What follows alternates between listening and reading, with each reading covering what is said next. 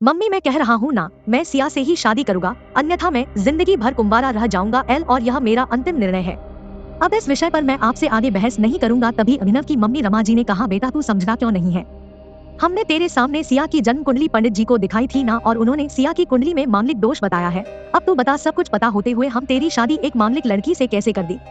तू जानता नहीं कि मांगलिक दोष वाले की जीवन साथी की मौत जल्दी हो जाया करती है एल, इसलिए तुझे मैं समझा रही हूँ, तू भूल जा सिया को एल। रमा जी ने अभिनव को बहुत समझाया, पर अभिनव का कहना था कि जब मैंने सिया से प्यार किया था तब मैंने उसके साथ प्यार करते हुए जन्म कुंडली का मिलान नहीं किया था एल, ना ही मैं इन मिलानों को मानता हूँ एल, इसलिए अब बस मैं शादी करूंगा तो सिर्फ सिया से एल, और यह मेरा आखिरी फैसला है। आखिर रमा जी को अपने बेटे की जिद के आगे झुकना पड़ा और पंडित जी के द्वारा बताए गए अनुसार सिया के मंगल दोष को दूर करने के लिए अभिनव के साथ शादी करने से पहले सिया की शादी एक पेड़ के साथ करवाई गई, और उसके बाद सिया ने अभिनव से शादी करी एल। सिया दुल्हन बनकर अभिनव के घर आई, पर रमा जी को सिया का मांगलिक होना अभी भी खटक रहा था एल, और रमा जी उसे दिल से नहीं अपना पा रही थी एल, और घर में कुछ भी परेशानी आती तो उसका दोष सिया को ही दिया जाता एल। लेकिन सिया पढ़ी लिखी संस्कारी लड़की थी, और वह अपनी सासू माँ से मिले इन बेवजह आरोपों को अपने दिल से नहीं लगाती थी एल, और ऐसे ही ससुराल में उसके दिन कट रहे थे। एक दिन अभिनव ऑफिस से जल्दी घर आ जाता है, तब रमा जी ने उससे पूछा, बेटा आज जल्दी कैसे आ गया?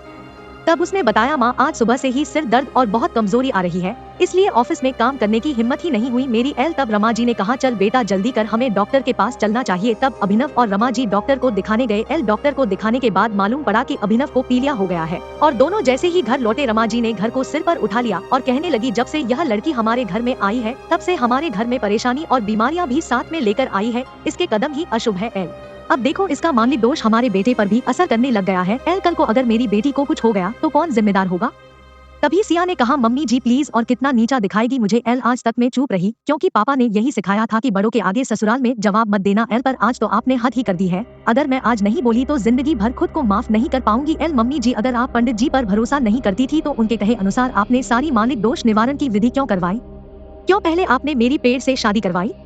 दोष मेरा मांगलिक होना नहीं है, बल्कि दोष तो मेरा आपकी बहू होना है, क्योंकि घर में जाने अनजाने में कुछ भी परेशानी आती है उसको आप मुझसे जोड़ देती है, और जब कोई सास अपनी बहू से सिर्फ नफरत कर रही होती है तब यह बहु दोष बेटे बहू को नहीं पूरे परिवार को परेशानी में डाल देता है एल, और इस बहु दोष से मुक्ति भी सिर्फ सास ही दिलवा सकती है एल। बहू को अपनी बहू माने, उसे दिल से अपनाए, उसे भी सम्मान दे और यह महसूस कराए कि वह भी इस परिवार का सदस्य है, नहीं तो बहु दोष मांगलिक दोष से भी ज्यादा पीड़ादायक हो जाता है एल।